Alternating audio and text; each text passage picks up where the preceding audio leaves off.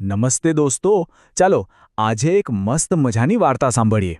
આ વાર્તા છે એક તાકાતવાળા હથોડા અને એક નાનકડી હોશિયાર ચાવીની. અને હા, વાર્તાના અંતમાં એક મોટું રહસ્ય ખુલશે કે સાચી તાકાત ખરેખર કોને કહેવાય.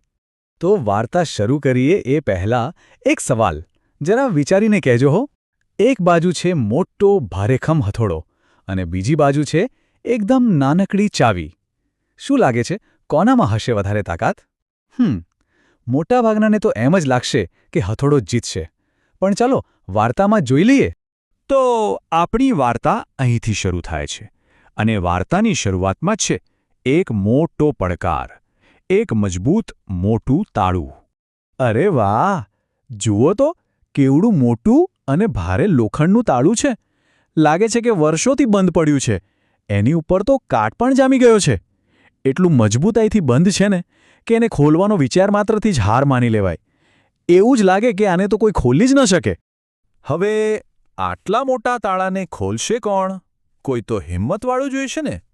તો ચાલો જોઈએ કે આપણી વાર્તાનો પહેલો પહેલવાન કોણ છે. અને એ છે શક્તિશાળી હથોડો. જુઓ, આવ્યો મોટો મજબૂત હથોડો. એ તો એકદમ ગર્વથી ચાલતો હતો. એને પોતાની તાકાત પર ખૂબ અભિમાન હતું. એ મનમાં વિચારતો હતો, મારા માટે શું અશક્ય છે? હું તો પથ્થર પણ તોડી નાખું. આ તાળું તે વળી શું ચીજ છે? હમણાં એક જ ઝાટકે ખોલી નાખીશ.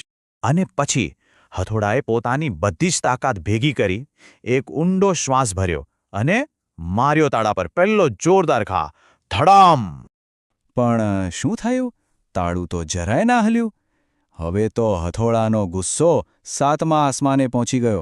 એણે વિચાર્યું, આમ કેવી રીતે બને? અને પછી તો ધડામ ધડામ એક પછી એક ઘા મારવા લાગ્યો. ચારે બાજુ તણખા ઉડવા લાગ્યા. અવાજથી કાન બહેર મારી જાય એવું હતું. પણ પેલું તાળું, એ તો જાણે મનમાં હસતું હોય એમ ત્યાંનું ત્યાં જ રહ્યું. આટલા બધા પ્રયત્નો પછી પણ કશું જ ન થયું. બિચારો હથોડો થાકીને લોથપોથ થઈ ગયો. પરસેવો લૂછતા લૂછતા એણે હાર માની લીધી. એની બધી જ તાકાત આજે કામ ન આવી. તો હથોડાની તાકાત તો ફેલ ગઈ. પણ વાર્તા હજી બાકી છે. હવે વાર્તામાં એન્ટ્રી થાય છે આપણા બીજા હીરોની. એક એવો હીરો જે હથોડાથી એકદમ અલગ છે. જોવું છે કોણ છે? આ બંનેની રીત જુઓ, કેટલી અલગ છે ને. હથોડો શું કરે છે? એ બહારથી જોર-જોરથી મારે છે, ખૂબ અવાજ કરે છે. અને ચાવી, એ તો ચૂપચાપ શાંતિથી તાળાની અંદર જઈને કામ કરે છે. એક બળ વાપરે છે તો બીજું કળ. અને હવે જુઓ, ધીમા પગલે કોણ આવે છે? એક સાવ નાનકડી પાતળી ચાવી. કોઈ શોરબકોર નહીં, કોઈ દેખાડો નહીં. એ તો બસ ધીમે રહીને તાળાના કાણામાં સરકી ગઈ. અને પછી શું થયું ખબર છે? બસ એક નાનકડો મીઠો અવાજ, ક્લિક! બસ. અને પેલું મોટું ભારેખમ તાળું જે હથોડાથી નહોતું ખુલ્યું, એ તરત જ ખુલી ગયું. છે ને કમાલ? જાણે કોઈ જાદુ થઈ ગયો હોય એવું જ લાગે. આ જોઈને તો હથોડો દંગ જ રહી ગયો. એની આંખો તો ફાટી ગઈ. એ વિચારવા લાગ્યો, આ કેવી રીતે બન્યું? મેં આટલી બધી મહેનત કરી, આટલી તાકાત લગાવી, તો પણ આ તાળું ટસનું મસ ન થયું. અને આ નાનકડી ચાવીએ તો એક જ સેકન્ડમાં ખોલી નાખ્યું. આની પાછળનું રહસ્ય શું હોઈ શકે? એટલે હથોડાએ ચાવીને પૂછી જ લીધું, તું આ કેવી રીતે કરી શકી? ત્યારે ચાવીએ હસીને જે જવાબ આપ્યો એ બહુ જ સમજવા જેવો છે. ચાવી બોલી, તમે તાળા પર બહારથી પ્રહાર કરતા હતા, જ્યારે હું તો એના દિલ સુધી પહોંચી. મેં અંદરથી સમજ્યું અને પ્રેમથી ખોલી નાખ્યું. તો આ નાનકડી વાર્તા બહુ મોટી વાત શીખવી ગઈ, નહીં?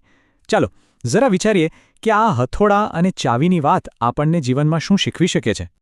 ચાવીની રીત આપણને 3 જાદુઈ વાતો શીખવે છે. પહેલો જાદુ છે સમજણ. એટલે કે કોઈ પણ મુશ્કેલી આવે તો એના પર ગુસ્સો કરવાને બદલે એને સમજવાની કોશિશ કરવી. બીજો જાદુ છે પ્રેમ અને દયા.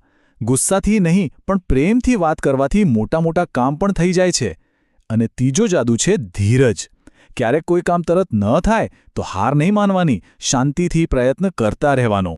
તો હવે સવાલ એ છે કે આપણે શું બનવાનું પસંદ કરીશું? શું આપણે હથોડો બનીશું જે બસ તાકાત અને ગુસ્સાથી કામ લે?